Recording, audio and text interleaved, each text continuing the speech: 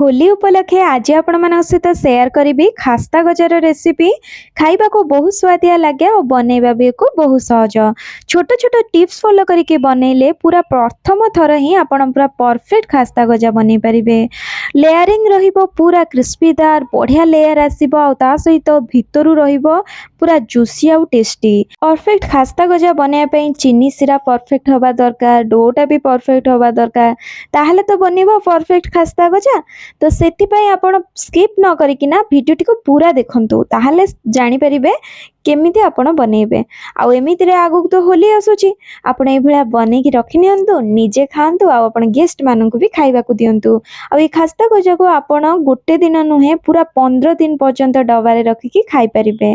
तबे चलंतु डेर न करी आरंभ करिबा। खास्ता गजा बनाया पई एठी आधा किलो बा 500 ग्राम रो मैदा नेछि। मेजरमेंट कप हिसाब रे आपण जदि कहिबे ताहले एठी मु 4 कप नेछि। समस्त घरे तो मेजरमेंट कप नथिबो, सेइथि पई मु ग्राम्स रे बतैली।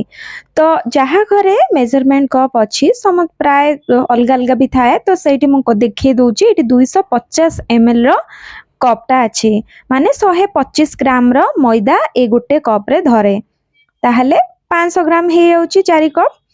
तो आपण जदि मेजरमेंट कप व्यवहार करछंती ताहले हिसाब रे नेबे, आ जो मानन घरे मेजरमेंट कप नाही से माने ग्राम हिसाब रे नै परिबे। किंतु मने रखंतु माप करिकिना सब जिंस नेबे आ देखिबे परफेक्ट बनिबो गजा। तो एबे इथिरे दे दोछि 4 बड़ चामच क्षीर गुंड। घरे आमे 2 प्रकार चामच व्यवहार करंते, बड़ चामच रे आपण 4 बड़ चामच देई देबे क्षीर गुंड। मु एठी अमूल ब्रांड रो व्यवहार करछि, आपण जे कोनोसी क्षीर गुंड एठी व्यवहार करि परिबे। तापरे एठी चीनी रो गुंड को दे दोछि 2 चामच, सही चामच बड़ चामच रे 2 चामच। तापरे एबे एठी नै जाइछि 2 बड़ चामच पान मधुरी, आ पान मधुरी को टिके छेची देछि। दर छेचा कर देबे, बेसी गुंड करी प्लेन करिवेनी, टिके छेची देले बासना बहुत भल आसीबो। तादरे 2 चामच देई दोछि। तापरे इथरे देई देबी खाइबा सोडा। एठी 1/4 टीस्पून मु खाइबा सोडा नेछि। मेजरमेंट हिसाब रे आपण घरे जदि मेजरमेंट इटा माप नथिबो ताहले आपण जो चामच रे मापी कि आगर सब जिंस नेतिबे सेही चामच रे आपण को मु देखौछि केतिक होउछि। देखंतु एतिक ही देबे, याटू अधिक आपण सोडा देबेनी, नहले तेल बहुत टाणीबो गजा गुडाक, कम देले भल से हबनी। तेणु एतिक ही आपण सोडा देबे। तापरे एठी घियो नै जाइछि मु हाफ कप। घियो जगह रे आपण जे कोनोसी बिना फ्लेवर वाला तेल नै परिबे, राइस ब्रान तेल, रिफाइन तेल आपण व्यवहार करि परिबे, किंतु घियो देले तार टेस्ट बहुत बढ़िया आसी थाए। एठी मु हाफ कप घियो नेछि, किंतु जेतिक आवश्यक हबो देबी आ गोळेबी। चामच चामच करके एठी देबे प्रथमे, तापरे गोळेबे। आ आपण मैदा रे क्वालिटी ता देखिकिरी घियो लागिबो।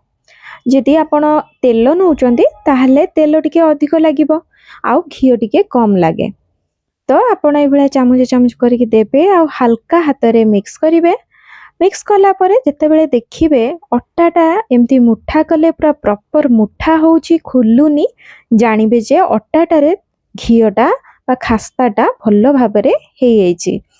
तो एबे एको आउ तेल देबेनी किंबा घियो देबेनी। देखंतु मु हाफ कप नेथिली, एतिक पंचीची।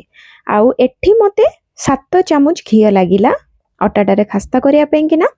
आपणकर अधिका भी लागि पारे, कम भी लागि पारे। आ जेमती कहिली तेल टिके नेले अधिक लागे, घियो टिके कम लागे। तो जे पर्यंत अट्टाटा एमती मुठा कले प्रॉपर मुठा न होची से पर्यंत आपण घियो आ तेल देबे, आपण निजे ही जानि परिबे सेटा। एबे अल्प अल्प करके पानी देबी आ गोळेबी। अल्प अल्प करके ही पानी देके गोळेबे आ गोळेबे हल्का हाथ रे, टाइट हाथ रे गोळेबेनी। हार्डली जेमती आपण रुटी करिया पई किना अट्टा चकटंती सेमती बिल्कुल करिवेनी, केवल गुटे समान करिवे। जेमती आपण वीडियो रे देखुचंती सब गुडा को मु जस्ट गोली किना गुटे समान करे गुटे डो आकार करि नउची, बिल्कुल भी ताकू मु चकटुनी। एई भली भाबरे जेमती आपण देखुचंती। आ डोटा बेसी आपण काठुआ करिवेनी कि बेसी आपण पानिया भी करिवेनी। देखुचंती डोटा बिल्कुल भी भल से चकटा हैनी भलिया देखा होउची, आ फाटिला फाटिला देखा होउची। एई भलिया ही डोटा रहिले जो गजाटा आमे बनेबा तार लेयरिंगटा पूरा बढ़िया परफेक्ट आसीबो। तो सेइथिपाई जम्मारू हार्ड हाथ रे आपण चकटिबे नाही। एबे एटा हेई जाइछि। एबे कवर करिकिना मु 10 मिनिट छाड़ देबी साइड रे। आ भितर चलंतु चीनी सिरा बनेबा। आ चीनी सिरा होची सबुठारु इम्पोर्टेंट। जदि आपणकर चीनी सिराटा भल कि बनिबनी ताहले गजा गुड़ाक मध्य भल कि हबनी। बेसी चीनी चीनी सिरा सिरा ऊपर सुखिला सुखिला चीनी लागिक रहिबो, सेटा बिल्कुल भी भल देखा जाएनी और टेस्ट भी बहुत भल आसेनी। तो सेइथिपाई चीनी सिरा परफेक्ट हवा दरकार। तो मु एठी नै जाइछि 3 कप चीनी, जो मेजरमेंट कप रे मापिकी। ग्राम्स रे कहले 500 ग्राम मैदा पाई किना एठी मु 600 ग्राम रो चीनी नेछि। ताहले आपण बुझी पारुथिबे। आ मेजरमेंट कप हिसाब रे गोटे कप रे 200 ग्राम चीनी एठी धरिछि। आ एठी मु गोटे कप पानी दे दोछि। गोटे कप होछि 250 ml पानी। तो आपण सबु एही हिसाब रे भाग माप करिकि ही नेबे। गैस ऊपर पैन रखिके एठी चीनी आ पानी दे देछि। तापरे चीनीटा टिके मेल्ट हवा पर्यंत मो गैस रो फ्लेम को पूरा लो रे रखिकिना मेल्ट करे नेबी। चीनीटा मेल्ट हो सारा परे लो टू मीडियम रे रखिकी ए भलिया फुटिले ताकू फुटिया पई 5 मिनिट पर्यंत छाड़ी देबी। 5 मिनिट परे फुटला परे मु आपनकू थिकनेस टा देखौची। देखंतु सीरा रे गोटे तार होउची।